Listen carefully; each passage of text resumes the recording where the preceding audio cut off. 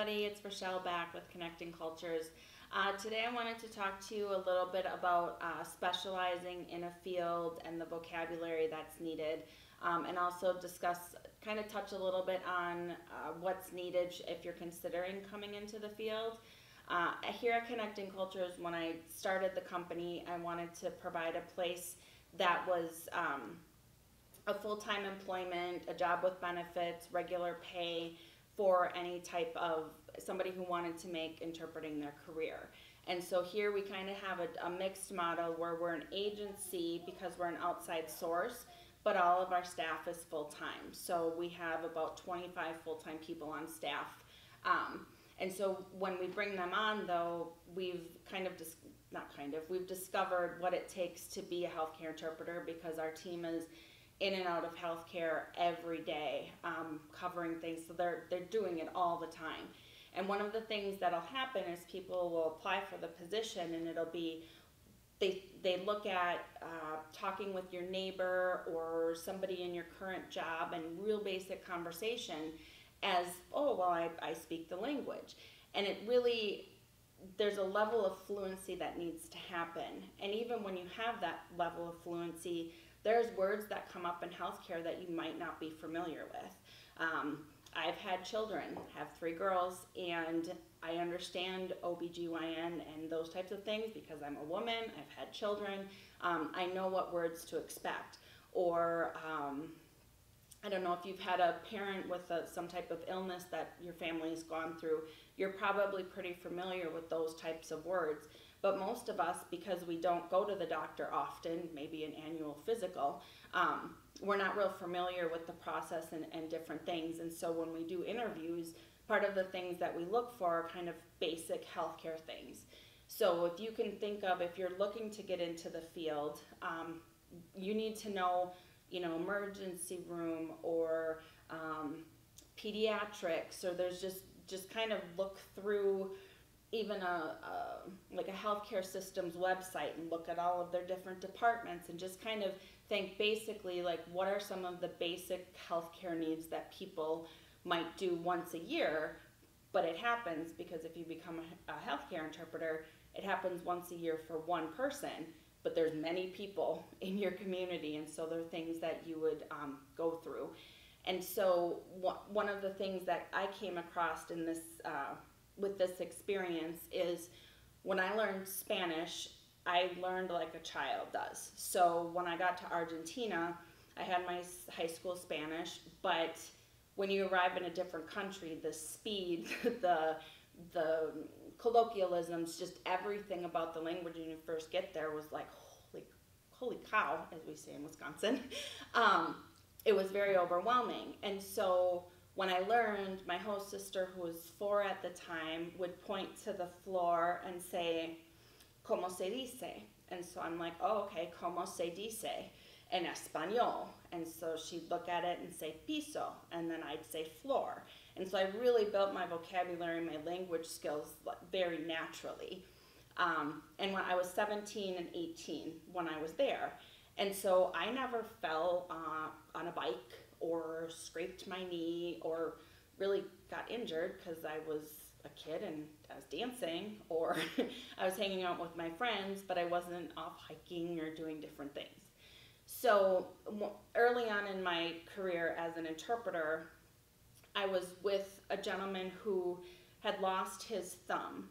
And so he had a procedure where they took his big toe and they transplanted it into his thumb to become his thumb, so he would have more dexterity with his hands and have more success working and that kind of thing.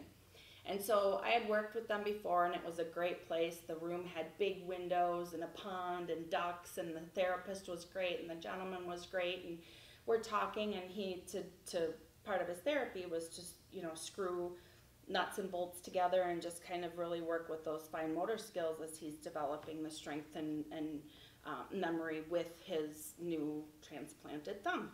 And so the nurse says, in just kind of passing conversation, I was doing good, it was back and forth, and then she says to him, she goes, so how's your scab doing? I was like, oh man, I don't know how to say scab. So I look at her and say, I'm sorry, I don't know how to say scab, but I'm going to just explain it and ask him how it's going. And so I turned to the gentleman and said, I'm really sorry. I said, but she's asking how the part where the dried blood is. I don't know how to say it. And he says, Gostra.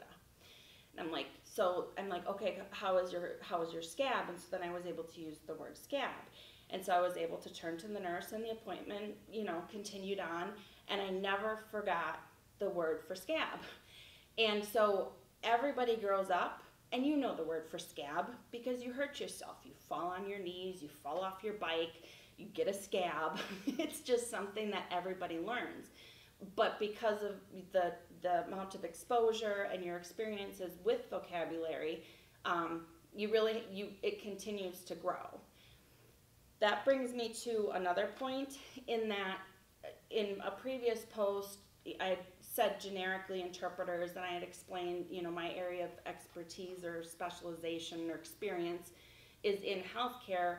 But as I talk about interpreters, you really can interchange healthcare for whatever specialty or area that you work in.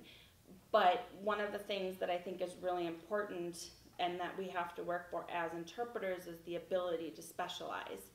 And working in healthcare is amazing because instead of being in one area like just pediatrics or some other specialty, we're all over the place. We're in labs, and we're in pediatrics, and we're in rheumatology, and we're in oncology. We're in all of these different places within healthcare, and like I've said before, from birth to death and everything in between. It's healthcare in and of itself. It's its own culture. It has its own language, vocabulary, vernacular, however you'd like to say it. And so the more that we can get to establishing that business standard and creating jobs and careers for people who want to make a living as a healthcare interpreter, they need that opportunity, because the more that you can specialize in one area, the more efficient you become, the more effective you are for the healthcare providing team. We've talked a little bit about patient versus provider. So if you think about when you go to your doctors, they have a rhythm. They come in, how you doing? They're casual. They do that every day, all day with all of their patients because they're in and out, in and out, in and out. And so through that, you get to know your rhythms. The more you work as an interpreter with those people, the more you become familiar with their rhythm.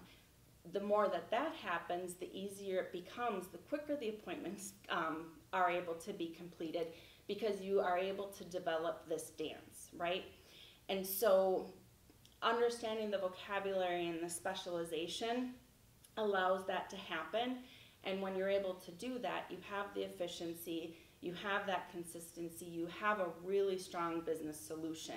So as a new interpreter, somebody considering, make sure that you look into the vocabulary within healthcare, find some websites, look at general departments, and get familiar with some of the words that are used. And then looking at specialization, it's something that we really need to consider, because if, as interpreters, many of us have to work in court and work in the corporate setting and do some healthcare, and you're kind of running all over the place to try and build up your schedule so that you can make your money. But the more that we can specialize and come in on that, the better off we're going to be. We're going to be predictable, consistent, a great business solution, and everybody is going to be served in the end. So I'd love to hear your comments. What do you think about fluency? What do you think about specialization? If you are in a different field, what things do you have to consider? So I appreciate the support, all of the viewers. Be sure to subscribe to our channel. Check us out on social media, and hoping you're having a great day. Thanks, everybody.